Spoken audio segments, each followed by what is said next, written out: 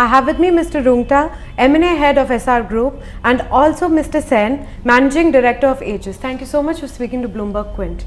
You know, my first question is for you, Mr. Sen. Going ahead, how do you plan on growing the business? You know, especially after, what are the current growth rates, and also going ahead, what is it? Sure.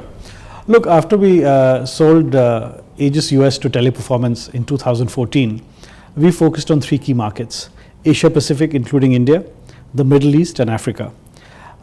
In Malaysia, we had acquired a company called Symphony in 2014, which had about 700 people. Today, we are about 3,000. So we've grown 4 times.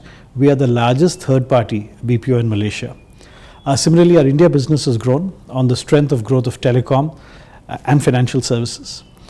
In Saudi, we today have 3,000 people in Riyadh and Jeddah with revenues of over $100 million. And in South Africa, we have a second center called Durban after Joburg. So we've grown in all our key markets. What we've also done over the last 3 years is to try to grow non-linear business. And by non-linear business, I mean businesses like social media, analytics, etc. We have a social media product called Lisa, which has become very popular, which gives you a lot of social media analytics. We've partnered with a startup to have a digital customer service program called Litmus. And now we are also investing a lot in things like automation, analytics, etc.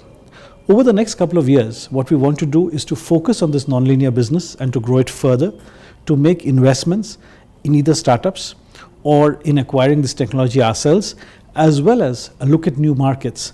After divesting of Aegis US, we were not there in the US and the Philippines. We want to go back there and also establish operations in both these key markets. Can you also give us an idea about the growth rate going ahead? What is the growth rate for the industry, and what do you expect to grow at? Well, we've always grown at a good pace. You know, our growth typically has been double digits. If you recall, in 2004, when Aegis really started, it was roughly under 1,000 people. And in 2014, before we divested of our US business, we were 60,000 people. We've had the fastest annual compounded growth rate of any BPO. We are a growth engine. We are a growth company. We want to continue to do that, and we will do that by a combination of organic and inorganic growth. What is the purpose of this sale? If you could throw some light on it.